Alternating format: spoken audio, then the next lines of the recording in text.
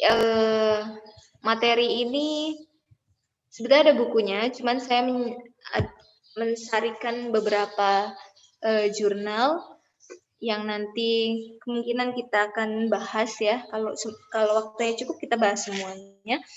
Tetapi yang jelas setelah kemarin kita sudah membahas ada flashcard, ada comic strip, ada picture, ada play-doh, puppets, kemudian ada board game dan realia. Nah, sekarang waktunya kita membahas tentang media pembelajaran yang berkaitan dengan teknologi atau ICT ya. Nah, jurnal ini judulnya Internet sebagai Media Pembelajaran yang Efektif. Saya jelaskan sedikit, kemudian nanti akan saya giring ke arah bagaimana membuat media pembelajaran yang efektif ketika era pandemi. Karena seperti tahun lalu, PPL-nya itu di masa pandemi ya, kita tidak tahu sampai kapan pandemi ini selesai atau berakhir, dan tentu saja karena kita tidak tahu bagaimana yang akan terjadi, tentu saja teman-teman kelas 3C harus sudah siap atau ready ketika PPL nanti, misalnya menggunakan sistem daring juga. Karena kalau menggunakan sistem daring tentu saja goal untuk mata kuliah ini adalah teman-teman kelas 3C atau mahasiswa harus bisa membuat media pembelajaran berbasis ICT atau menggunakan internet, atau yang mungkin Bapak Ibu guru yang di sekolah juga menggunakan. Ada yang menggunakan Zoom, ada yang menggunakan Edmodo, ada yang menggunakan Google Classroom, ada juga menggunakan beberapa software atau aplikasi yang gratis yang bisa digunakan untuk memaksimalkan pembelajaran yang ada di era pandemi ini. Oke.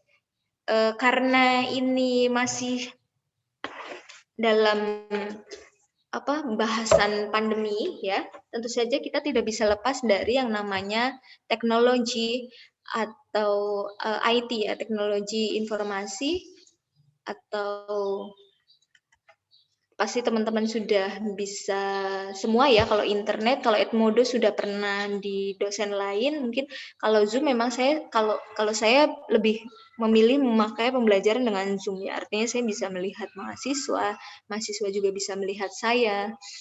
Kemudian saya juga bisa menampilkan video, kemudian PPT dan lain sebagainya. Dan saya lebih enjoy menggunakan Zoom ya, platform atau aplikasi Zoom. Adapun dosen yang lain, teman-teman dosen yang lain mungkin lebih nyamannya ada yang pakai Edmodo, ada juga yang lebih memilih menggunakan Google Classroom atau menggunakan platform yang lain. Itu tergantung pada kebijakan masing-masing dosen. Oke, silakan teman-teman lihat di situ ada pendahuluan ya. Saya akan bahas jurnal ini agak cepat ya. Bahwa di bagian pendahuluan ya, teman-teman bisa lihat di sini ya. Era globalisasi ini merupakan salah satu dampak perkembangan dari bidang teknologi informasi ya, atau IT. Nah, ini tidak lepas dari yang namanya teknologi komputer ya, atau laptop. Kita tidak bisa lepas dari itu. Dan memang kalau komputer atau teknologi komputer ya pasti ada hubungannya dengan jaringan komputer dan juga internet. Apalagi di saat ini internet, kita tidak bisa lepas dari internet. Anak TK aja atau PAUD ya sudah menggunakan internet untuk kesehariannya.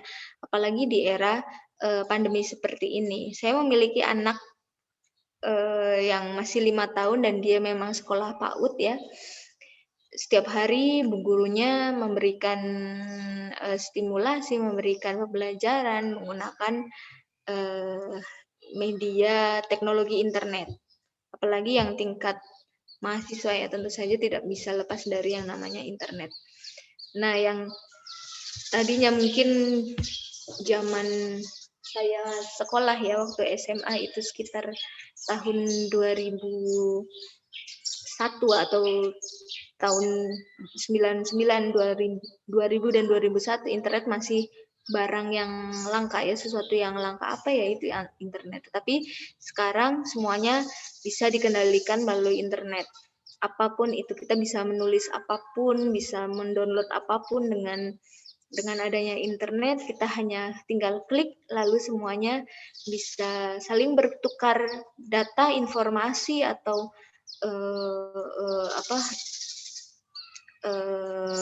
mailing atau chatting. Bisa peristiwa yang 1 detik terjadi di sini bisa diakses oleh seluruh netizen ya di dunia ini.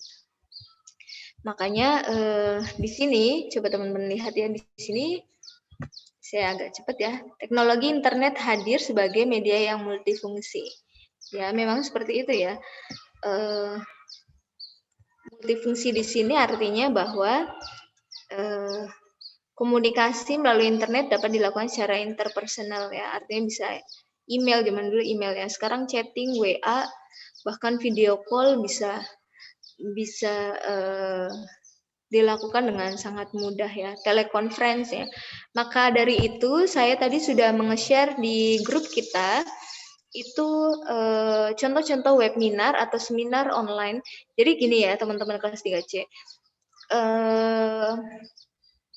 selama ya sebelumnya juga ada ya, selama era pandemi ini banyak sekali webinar atau seminar online yang bisa diakses dengan sangat mudah, gratis, live streaming gitu ya, oleh semua netizen yang ada, baik dosen ataupun mahasiswa apalagi ya. Dan saya ingin memberikan informasi bahwa setiap dosen ya, tidak hanya tugasnya mengajar, jadi setiap dosen itu memiliki 3 tugas besar ya, atau yang disebut dengan Tridharma perguruan tinggi. Tridharma perguruan tinggi ini yang pertama adalah pengajaran, tentu saja mengajar mahasiswanya sesuai dengan jadwal yang sudah diberikan oleh prodi atau kampus ya. Kemudian yang kedua tadi ya pengajaran, kemudian yang kedua adalah penelitian. Dosen itu wajib meneliti. Meneliti itu dilakukan setiap semester karena harus mengisi BKD ya, beban kinerja dosen. Jadi kinerja dosennya dipantau oleh Kemendikbud ya. Ini dosen berproduksi enggak, memproduksi tulisan atau jurnal atau tidak, atau membuat penelitian atau tidak, itu akan selalu dipantau. Kemudian yang ketiga yaitu pengabdian masyarakat. Nah, dosen juga wajib untuk mengabdi kepada masyarakat, yaitu dengan cara memberikan pelatihan atau memberikan sumbangsih atau kebermanfaatan kepada masyarakat. Entah itu bagaimana dia, misalnya seperti saya atau kami yang dari Prodi Bahasa Inggris, dia mencoba untuk ikut mencerdaskan masyarakat ya, misalnya dengan memberikan pelatihan bahasa Inggris kepada anak-anak di sekitar lingkungan rumahnya, atau misalnya kepada sekolah-sekolah binaan atau sekolah-sekolah yang terletak jauh dari jangkauan kampus. Misalnya kampus UGJ itu kan berdiri di Cirebon kota ya. Misalnya dia melakukan pembinaan, memberikan pelatihan terhadap guru-guru, terhadap siswa juga bisa. Sekolah-sekolah yang jauh dari lokasi kampus, misalnya di daerah pesisir pantai, ya daerah Mundu, Kanci, kemudian Cirebon Timur, Cirebon daerah Arjawinangun dan lain sebagainya, itu bisa. Dan itu termasuk kepada pengabdian masyarakat. Atau memberikan, bisa juga memberikan pelatihan-pelatihan berupa penggunaan atau pembuatan media pembelajaran kepada ibu bapak guru di sekolah juga bisa. Bisa jauh dari UGJ, bisa juga yang dekat-dekat UGJ. Seperti yang beberapa waktu lalu saya lakukan bersama teman-teman dosen yang lain. Kebetulan saya berkolaborasi dengan teman-teman dari dosen matematika, itu membuat sebuah pelatihan untuk para guru, Bapak Ibu guru PAUD ya, dan TK untuk membuat media pembelajaran yang menarik ya, membuat video pembelajaran yang menarik seperti layaknya di platform atau di aplikasi Ruang Guru ya. Seperti yang teman-teman tahu, mungkin ada yang pernah membuka Ruang Guru ya. Ruang Guru itu kan ada video-video interaktif, ada juga video yang bagaimana guru tersebut menjelaskan sebuah materi kepada siswanya, tetapi memiliki konten yang menarik ya. Artinya di belakang layar gurunya itu ada gambar-gambar yang menarik gitu ya. Nah, itu membuat pelatihan itu kemarin kepada Bapak guru, Ibu guru PAUD ya, dan bekerja sama dengan HIM PAUD di Cirebon. Tuh. Nah, itu adalah salah satu contoh dari pengabdian masyarakat.